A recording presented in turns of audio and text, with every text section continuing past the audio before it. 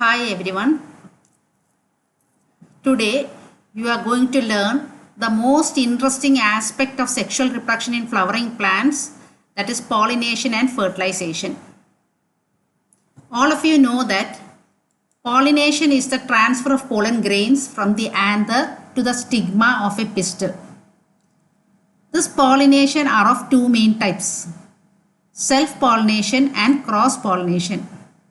Self-pollination is the transfer of pollen grains from the anther to the stigma of the same flower or between different flowers born on the same plant. Cross-pollination is the transfer of pollen grains from the anther to the stigma of different flowers born on different plants. In self-pollination, if the pollen grain is transferred from the anther to the stigma of the same flower, it is called autogamy. Auto means self. Whereas, if the pollen grains are transferred from one flower to another flower born on the same plant, that is known as geitonogamy. In cross-pollination, the pollen grain is transferred from the anther to the stigma of different flowers born on different plants. This is known as xenogamy or allogamy. Now, what are the agents of pollination? The two main agents are the abiotic agents and the biotic agents. You know, abiotic means non-living. Now, the abiotic agents include wind and water, whereas the biotic agents are the animals. Now, what are the features of wind-pollinated flowers?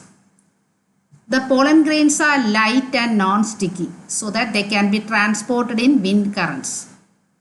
Another feature is stamens are well exposed so that they are easily dispersed into wind currents.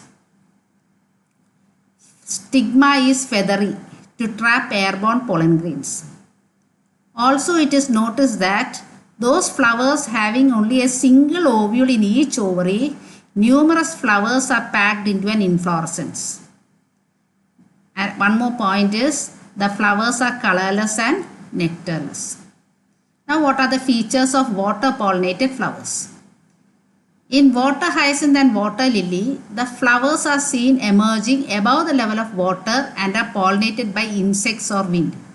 So, you should remember that even though these are aquatic plants, water hyacinth and water lily, pollination is done by insects or wind. In Vallisneria, it is seen that the female flowers are having long stalk and emerge above the surface of water, and the male flowers or pollen grains are released onto the surface of water, and thereby pollination takes place with the help of water. In sea grasses, it is noticed that female flowers are submerged in water and the pollen grains are released inside the water. Some of the water pollinated species, the pollen grains are covered by mucilaginous covering and thereby protected from wetting. As in wind pollinated flowers, water pollinated flowers are also colorless and nectarless. Now, coming to insect pollinated flowers, these flowers are large, colorful, fragrant and rich in nectar. This nectar and pollen are the floral rewards to animals.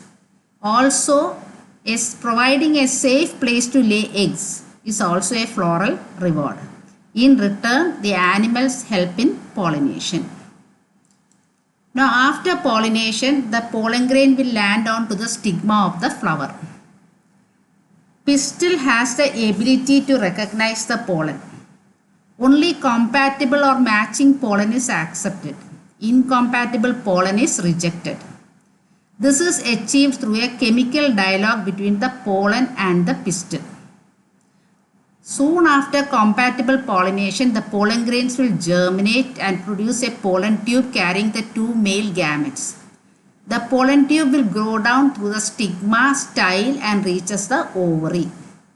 Once it reaches the ovary, the pollen tube carrying the two male gametes will enter the micropyle. All these events are called pollen-pistil interaction.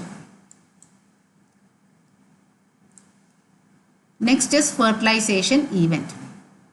The pollen tube will release the two male gametes into the embryo sac.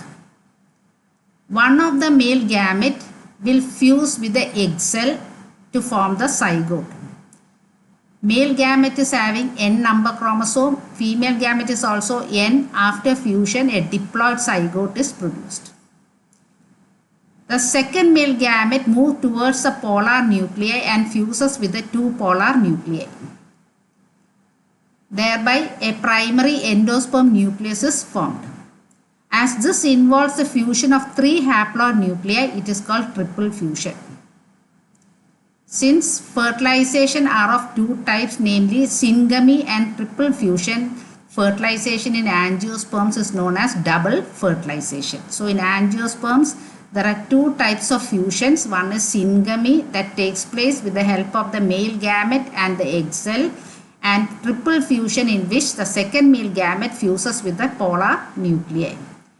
Thus, fertilization in angiosperms is unique, and that is known as double fertilization. So, the next topic which you have to learn is post-fertilization event.